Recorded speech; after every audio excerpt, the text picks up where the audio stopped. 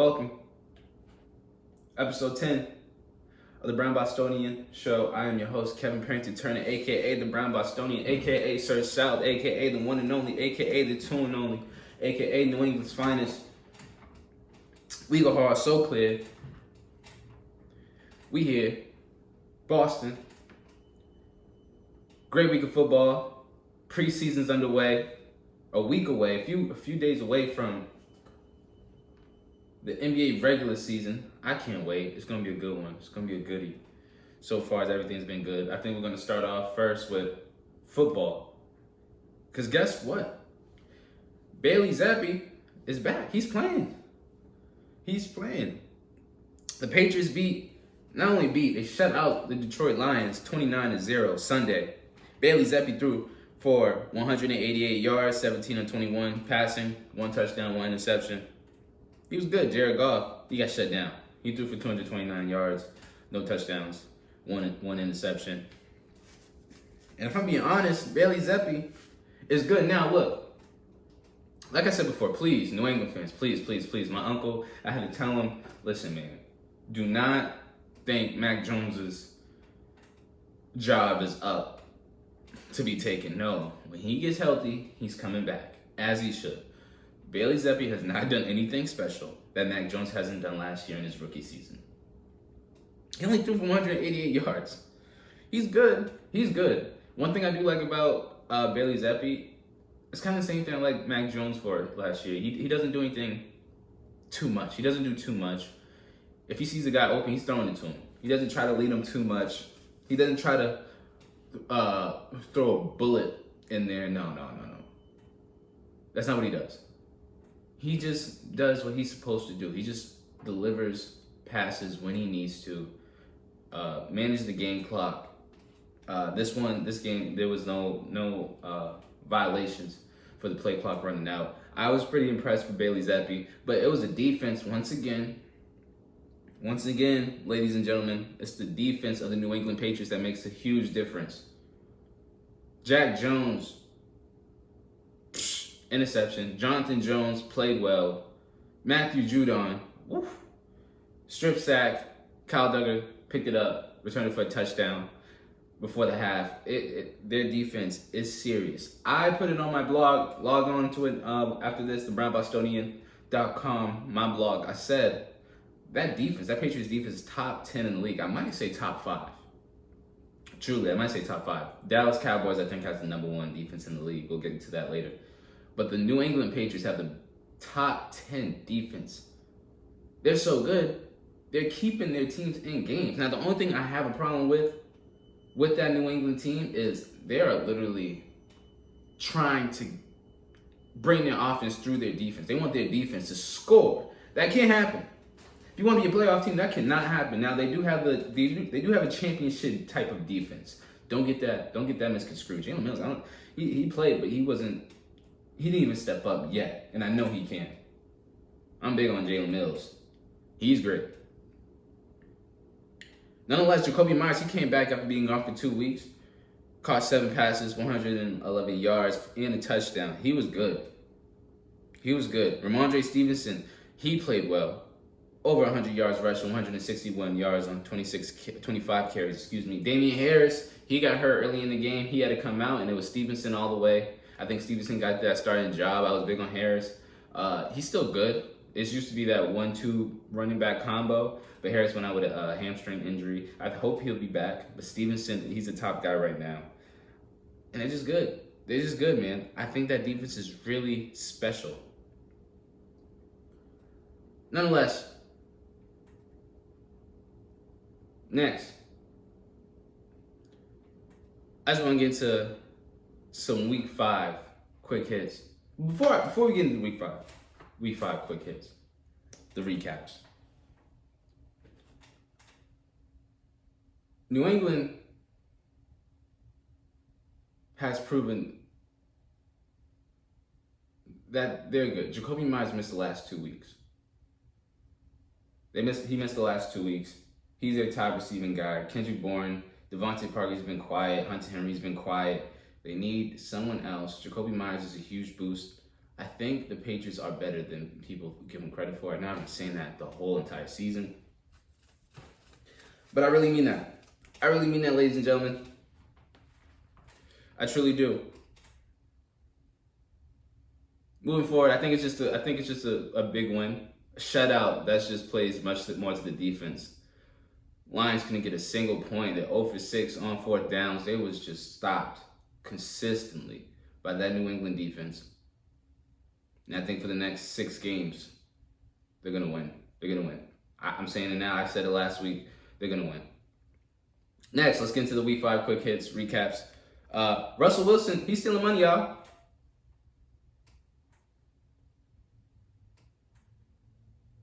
He's stealing money. I believe $425 million in the 5-year span. He's stealing money. He's stealing money. Oh my God. The Broncos have not been producing the way I think they should be producing, or the way I think they can be producing. And that's on me for thinking that.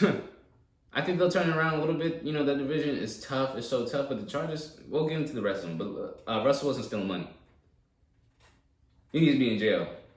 From what I've seen, he's been losing games. Monday night, you can't lose the Monday night to that. Oh my God. Oh my goodness. Oh my goodness. Highway robbery, people. Russell Wilson is stealing money from Denver. If I was a civilian in Denver, if I was a Broncos fan, I would be having wanted posters for Russell Wilson. He has not shown up. He has not shown up. Next, Giants. They're for real. They are for real. I'm so glad I picked up Saquon Barkley on my fantasy team. There's nothing you can tell me. Nothing you can tell me. I'm so glad. They're 4-1. They're looking good. Daniel Jones is all right. You know, of course, they had a relatively easy schedule, but hey, they beat the Packers. They beat the back-to-back MVP, Aaron Rodgers. Saquon Barkley is stepping up. After years of injuries, he's back, and he's showing people why he deserves to be in the MVP conversation. I know running backs don't usually get it, but if they continue to win, Saquon Barkley deserves to be in the race. Not over my guy, of course, but he deserves to be in the race. I know that sounds crazy, but to turn that Giants team around the way they have been so far, it's only Week 5. Going into Week 6. Don't want to get too ahead of myself. But let's be honest. They're looking good. They are looking fantastic. They are looking fantastic. The Giants are looking fantastic. Next, the Chargers. This season is hanging on by a thread. They won, but not by much. Herbert is good. That defense needs to step it up. They still got Keenan Allen on offense. They still got Eckler on offense. They still have great offensive players. That defense needs to step it up. They have J.C. Jackson, who was with the New England Patriots last year. They have the players, for some reason, they just can't do it. They can't stop the run. Teams are just driving down the field on them. And it's been tough. It's been tough. The Chargers need to step it up. Next, Falcons, Bucks. Hey. I am a Tom Brady fan. I grew up watching every single Tom Brady New England Patriot game since I was a child, since I was about 6, with my dad, with my mom. I love Tom Brady. As he's gotten older, yes, he's become untouchable by the referees.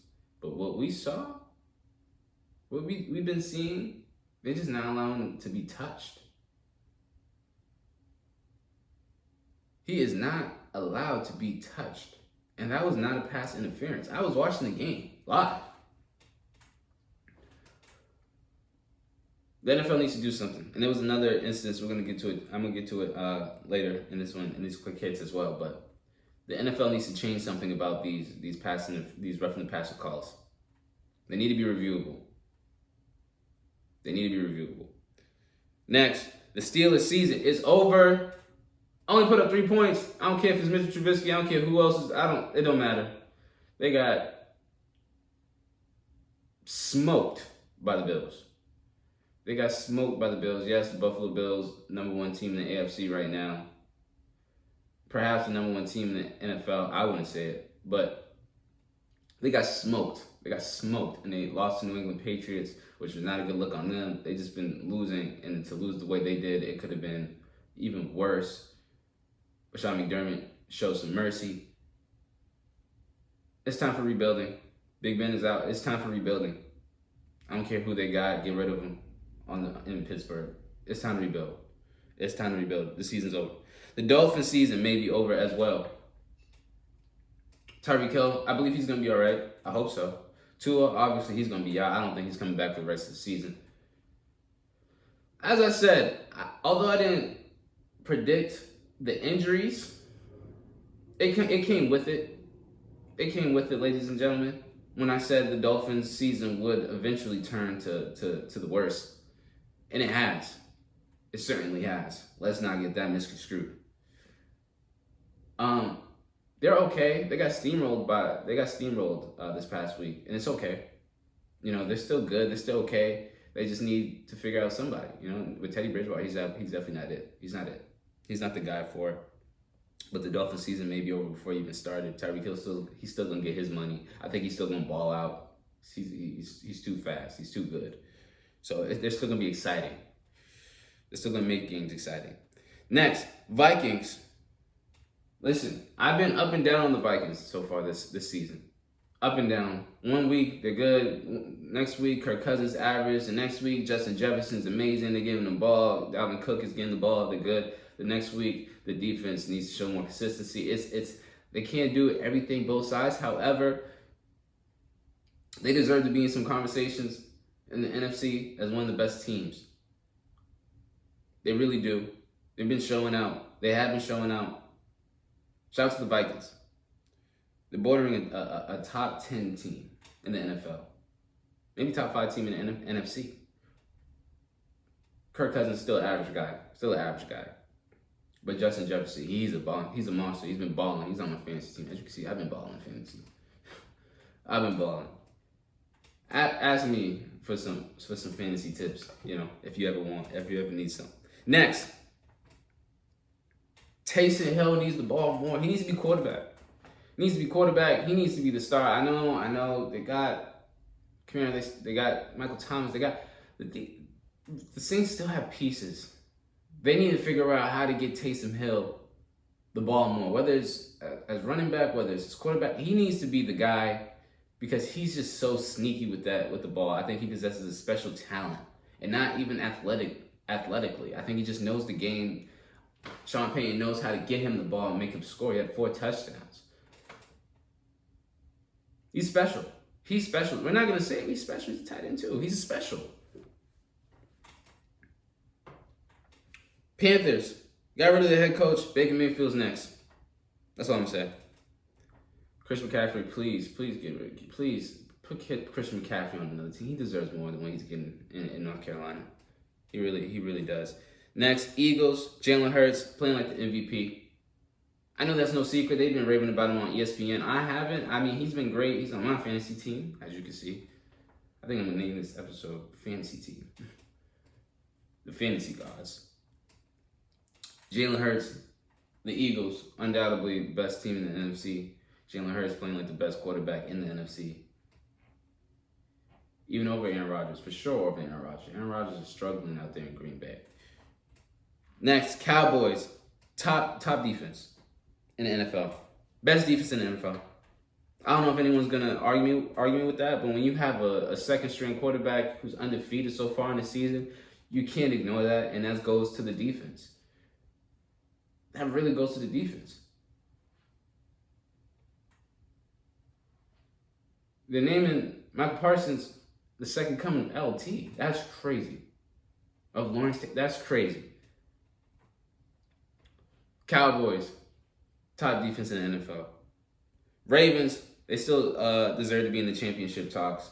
I know they've been up and down, inconsistent, but they still deserve to be in the championship talks. They just have too much power, too much dynamics on offense. And the Ravens defense is always going to be good on fourth and shorts, third and shorts. No matter who they have, they're always going to be good in short yardage when they need to come up. Which always makes a team tough. That's just how it always goes in the NFL. Next, Bengals, they're not going back to the Super Bowl. I think I've said this before, but yeah, we're over it. I know. It's just they're not going back to the Super Bowl. Raiders, Devontae Adams, man. I think he's the best wide receiver in the league right now. He balled out Monday against the Chiefs. But when you choose to leave the MVP to get your money to play with your former high school teammate, I get it. But what we saw Monday when he pushed the cameraman down, it's just not one of those things you want to see from him. It's tough.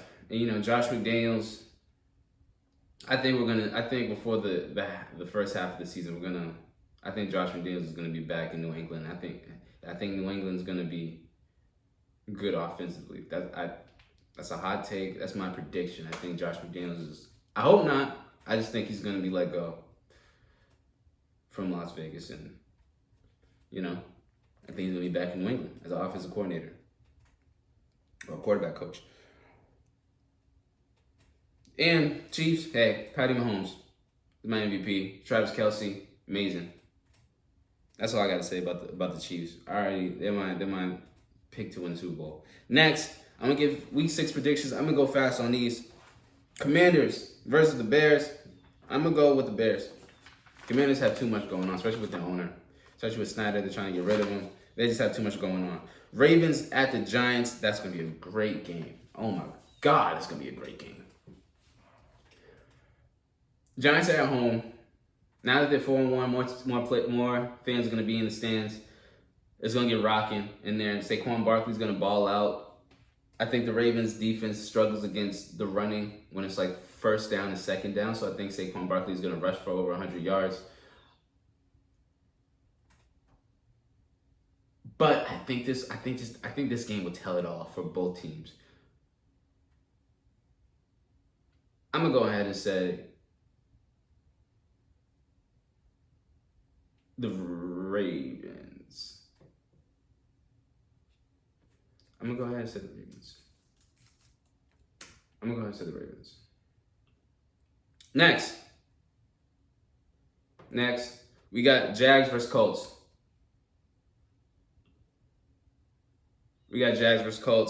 I got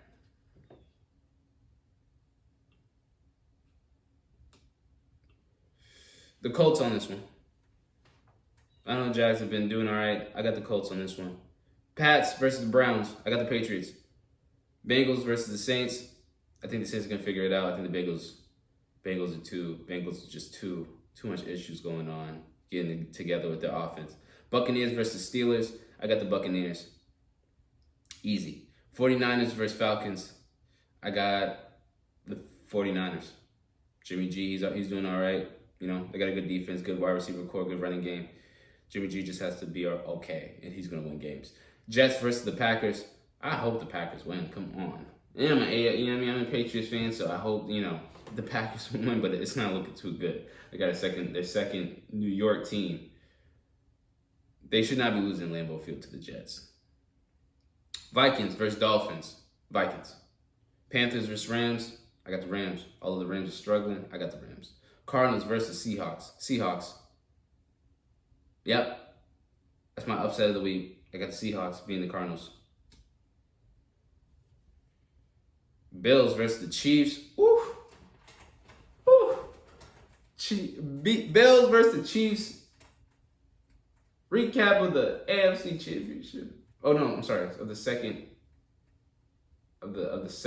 round of the AFC playoffs. Excuse me, the division round. I got the Chiefs. I'm going with Patty Mahomes. Going with my MVP pick. Going with my Super Bowl pick. I got the Chiefs.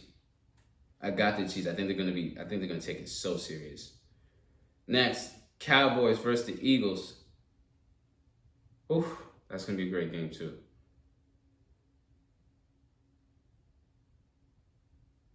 I got the Cowboys. I think that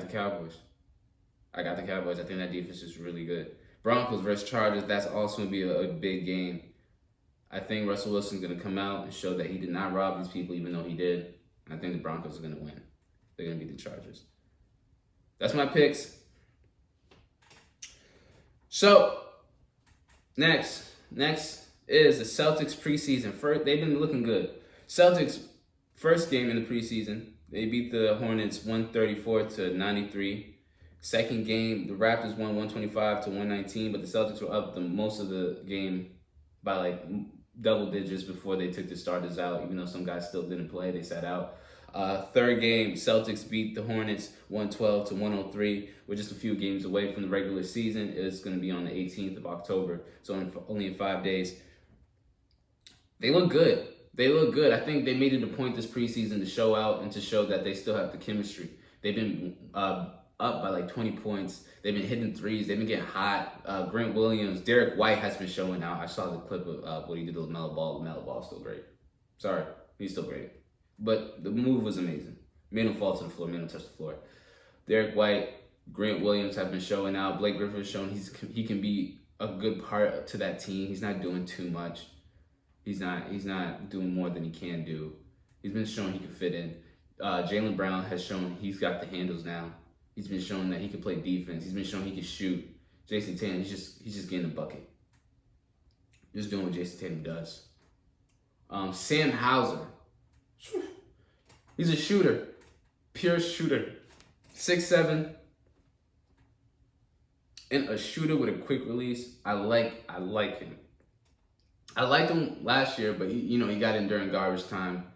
But he's shown that he can just ball out.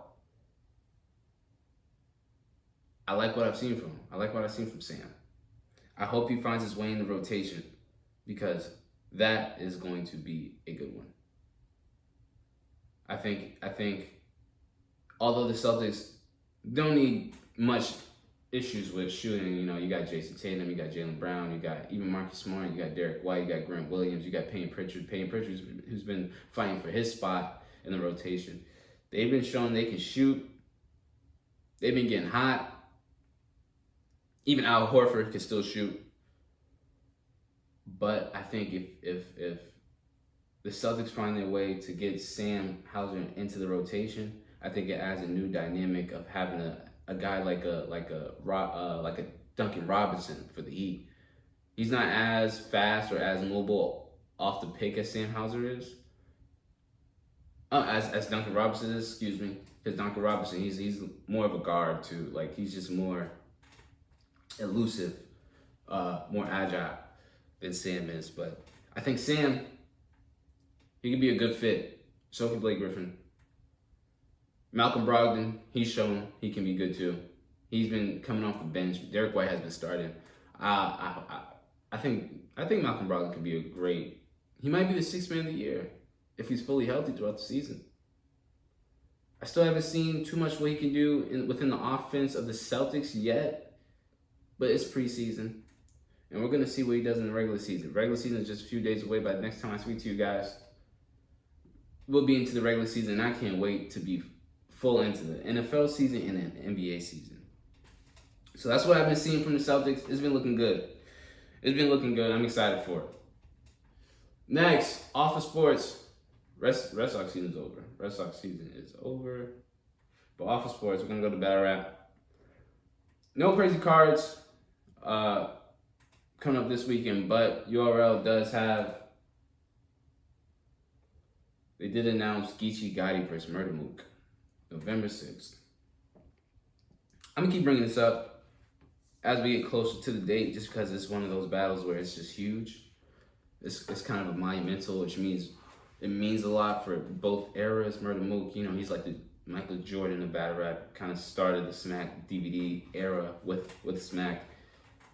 And then you got Geechi Gotti, one of the new guys, but it's a veteran and been in it for a while, but from West Coast, and he's kind of now largely known as, considered one of the, if not the best battle rapper in the world. This battle means a lot. When we look at Murda Mook's resume, and since he came back, he battled Iron Solomon, he battled Tay-Rock, but he battled Tay-Rock with no crowd. So it's hard to gauge of, who won that one. And then he battled Reed Dollaz, which we was underwhelmed by. He battled Lil Lux for a second time. And it's been a lot of weird It's been a lot of, with his battles, he knows how to take them, who to take, when to take them, where to take them. So there's so many elements in this battle that I'm going to get to as we get closer to the date, because this one is just going to be, it's interesting because now there's no more talking, although I would have loved for him to battle Sue Surf, of course. The culture would have loved for Murda Mook to battle Sue Surf. But we're here. He's battling Geechi Gotti. Finally, someone who does well in the new era, does well on all stages, does well in all small room or big rooms. And this is a real challenge with a crowd. You know, the Tay-Rock and Murda Mook thing was with no crowd. I don't even want to mention that battle. But that's unfair to Murda Mook because he did well. That's unfair to him. And, you know, he did the 2-on-2 with him and Calico and Twerk and T-Top. Then again, that 2-on-2 with like limit, it's just, we haven't fully got to see. And then the Reed Dollaz one was just like two guys from a whole different era battling on the stage in this era with this era crowd. Now we get to really see what he can do. In a new era, against a new era guy, one-on-one, there's none of that. There's no excuses now. We're here. And I'm not gonna give my prediction just yet. You know, I'm still gonna fill it out and go into it. But I will say this. I'm sure people saw this, that, you know, everyone's thinking Geechi Gotti off rip to win. Here's what makes it fun. I've been watching battle rap for a long time. Harlem battle rappers have a weird way of making a battle look a certain way, how they want it to look. Low Deluxe does it all the time.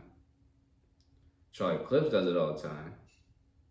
I don't think Charlie Clips has ever like clearly lost, even when he did lose, even when he does lose. And it's just because the way he just has a certain way of like doing stuff where it's like, it makes the battle look different. T-Rex does it, Head Ice does it. Harlem rappers are very slick. You could be rapping, they doing something, they talking to their mans, they talking to the crowd, or they just making a face, or they just doing something weird, or like the coin toss, they argue about the coin toss, they trying to throw you off your game. It's just Harlem rappers got certain tricks up their sleeve. Now, I don't think a lot of them will work with Geechi Gotti because he's a veteran at this point. I know I say he's a relatively new guy, but he's a relatively new top tier guy. He's a veteran. I don't think it's going to work. But I'm not going to get my prediction yet. As we get closer to the date, I'm going to. Of course, I'm going to add new elements to it. But that's all I got for now. That wraps up episode 10 of the Brown Bostonian Show. I'm your host, Kevin Parrington Turner, a.k.a. the Brown Bostonian, a.k.a. Sir South, a.k.a. the one and only, a.k.a. the two and only, a.k.a. New England's finest, a.k.a. Boston's finest, the Black Bambino, everything. And I appreciate y'all. I'll see y'all next week. Peace.